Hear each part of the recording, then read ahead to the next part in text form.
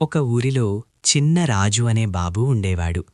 అతను చాలా మంచి మనసున్నవాడు. కాని ఒక సమస్య ఉంది. ప్రతి చిన్న విషయం మీద కూడా అయోమయం పడేవాడు.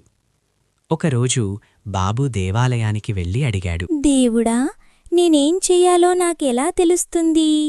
బాబూ, ఇది దేవుడు దీపం గాదు. నీ మనసులో ఉండే మంచి ఆలోచనలే అసలు దీపం. ఒకరోజు బాబు 2 దారుల ముందు నిలబడ్డాడు. ఒక దారి సులభంగా ఉంది. మరొక దారి కాస్త కష్టంగా ఉంది.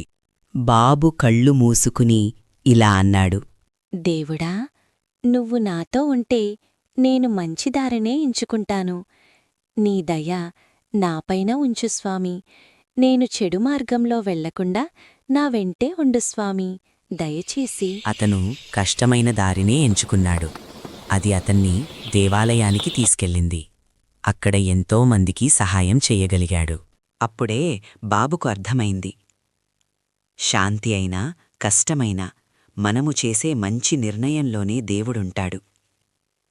ఆ రోజునుంచి బాబు ప్రతి నిర్ణయం ముందు దేవుణ్ణి గుర్తుచేసుకుని మంచి దారినే ఎంచుకున్నాడు.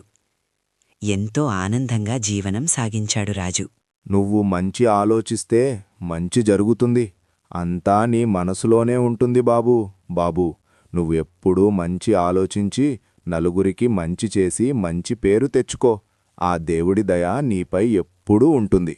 పిల్లలూ, ఈ కథలోని నీతి ఏంటో మీకు అర్థమైందా? దేవుడిని నమ్మి మంచి నిర్ణయం తీసుకుంటే మన జీవితం మొత్తం సంతోషంతో జీవిస్తాం. మనకు ఏ లోటూ రాకుండా దేవుడే చూసుకుంటాడు.